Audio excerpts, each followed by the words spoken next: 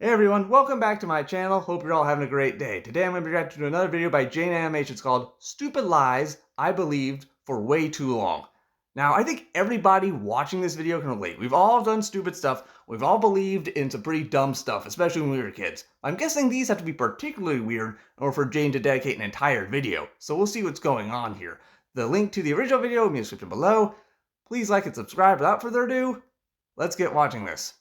Well, would you look at that? The first video I'm posting in 2017. Wow. In a year, we can look back at this 2017. Dang, I am late to the party.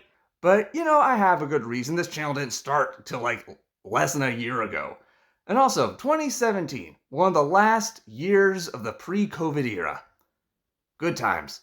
video and say, we had no idea what we had coming. So another year has passed, which means we're all 1 year older, which means we're growing as people, which yeah, this is a stretch. I didn't have a transition. As a youngster, I was prone to believing people pretty much unconditionally, as with most children. I just had too much trust for my own good. Like, oh, why would anyone have any reason to lie to me? The world is full of nothing but nice people and purity. Of course, I've grown out of that mentality.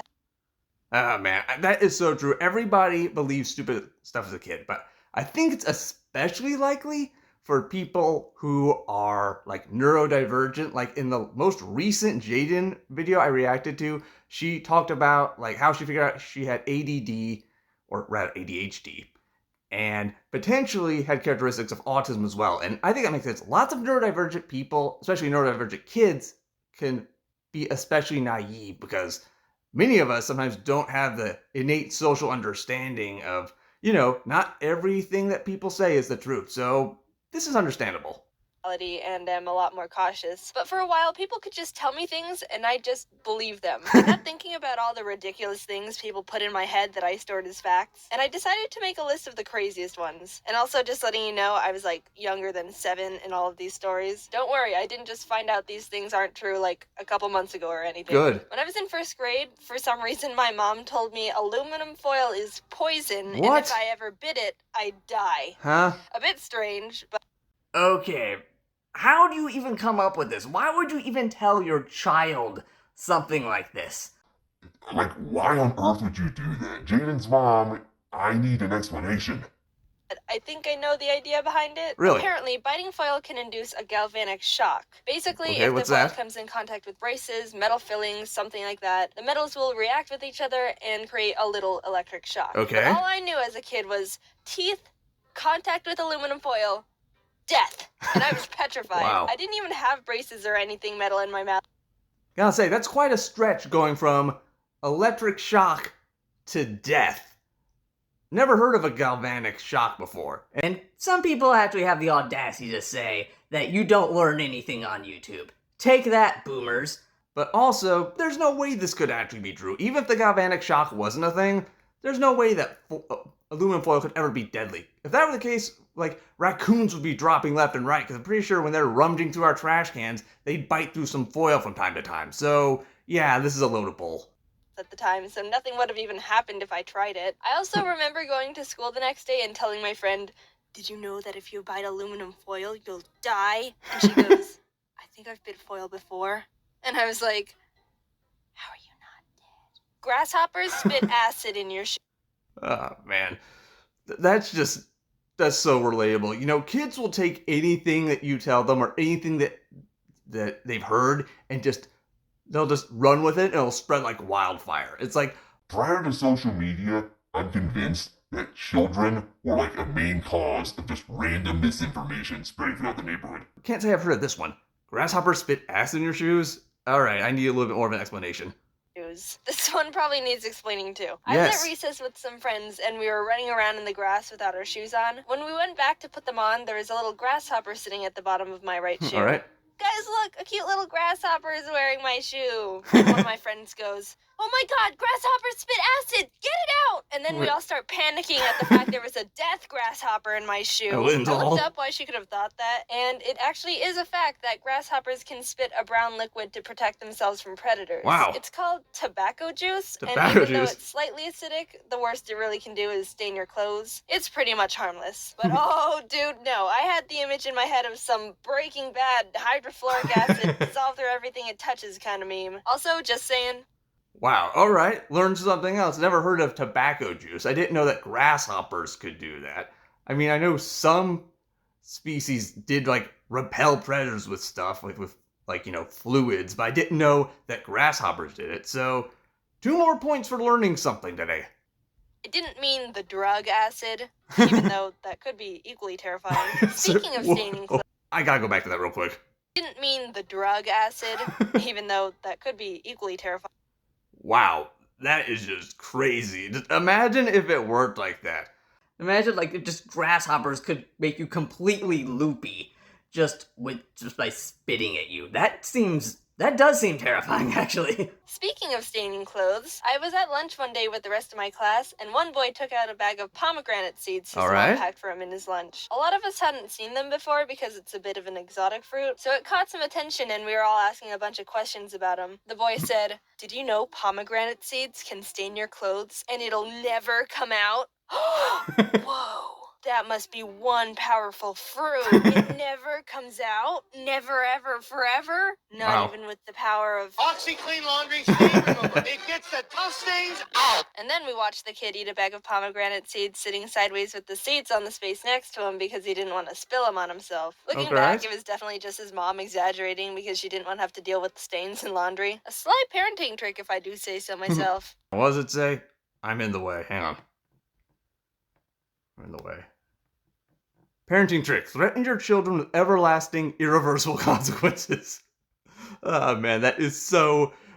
Like, it would be effective, yet so messed up in a way. Just because I'm not sure you should really just blatantly lie to your kids. But, it's better than, what, like, probably old school parents might do. Bringing out the belt and, yeah, if you know anyone who uses corporal punishment, please say something. It's generally not okay. It's been shown to cause negative psychological effects. Just please don't. Just talk to your kids if you have them, and just don't be a jerk.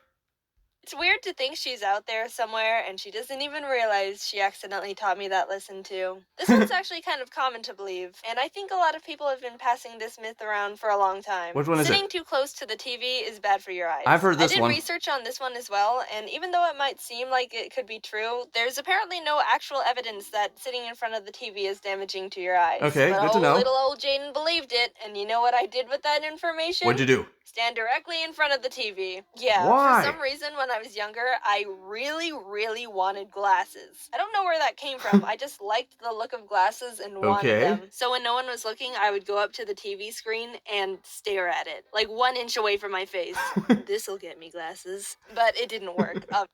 Wow. I can't imagine being in that type of mindset to intentionally try to damage your eyeballs solely for getting glasses. I mean, I'll admit, glasses can look good on a lot of people. But intentionally damaging your eyes just to get them? No, don't do that. Don't try and do that. Any kids watching this, please don't do that. That's a really stupid thing to do. Obviously. I actually have really good eyesight. Maybe Good. Standing too close to the TV will improve your vision. But yeah, I'm glad my eyesight sabotage plan didn't work because having glasses just seems like a hassle and inconvenience. Tip of the hat to anyone out there with glasses or contacts or even glass eyes that are annoyed by them. Wish you the best. We people without those things forget how good we have it. This one's a bit related because it's about eyeballs again. If you try to use your eyes to look back into your head at your brain, they'll get stuck and you'll be blind forever. Whoa. It's a bit of a spin-off of the other. Who on earth would decide to want to try to do that? There was probably at least one kid who thought it was a good idea to do that. And that's probably where this whole thing got started. Eyeball myth of if you cross your eyes too much, they'll get stuck like that. I think I've heard that one. But I believe this brain one. A friend told me once that if you tried to look at the back of your head with your eyes, you might be able to see your brain. And we spent the whole day trying to do it. Then when I went home, That kid was just an absolute buffoon. There's no way that would work. Even if your eyeballs could go all the way back to the back of your head, there's no real light that's entering your head at most given times. I mean, other than like your mouth, a little bit around your ear canal and your nostrils, but there's no light inside of your head. Your body is pitch dark on the inside. So even if that were possible, you wouldn't be able to see your brain at all. It would just be complete darkness. So please don't try to do this. It'll be completely fruitless. Asked my mom about it, and she said, "Don't do that. They'll get stuck."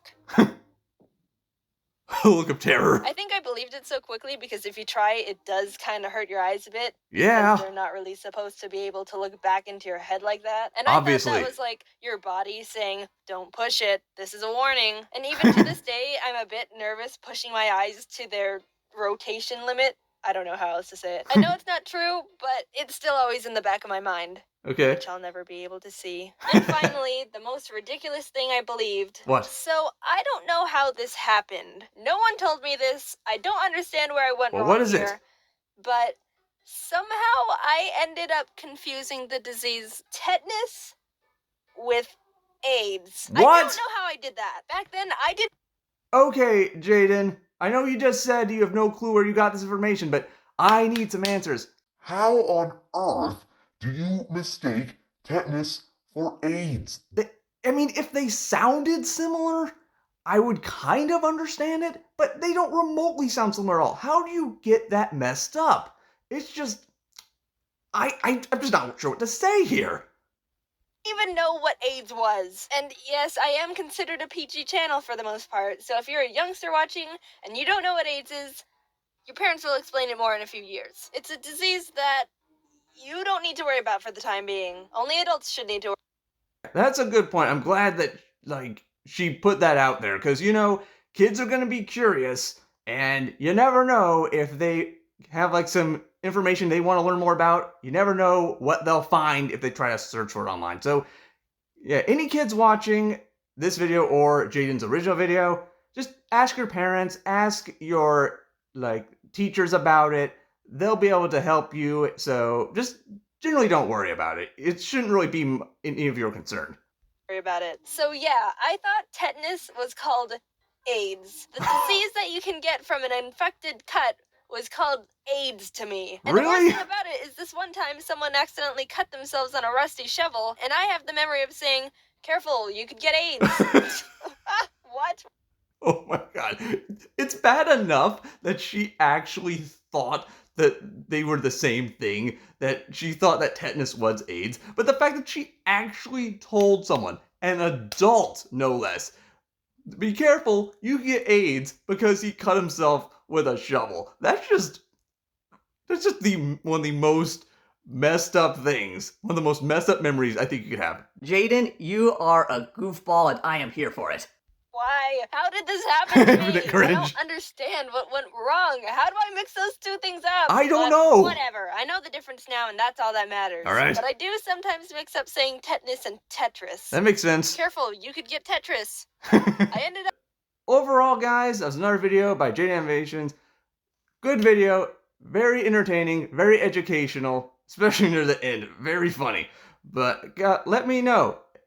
If you can remember any ridiculous lies that you believed when you were a kid, let me know in the comments below. And if you have any more recommendations for Jaiden videos, let me know in the comments below as well. Please like and subscribe. I'll see you in the next video. Bye.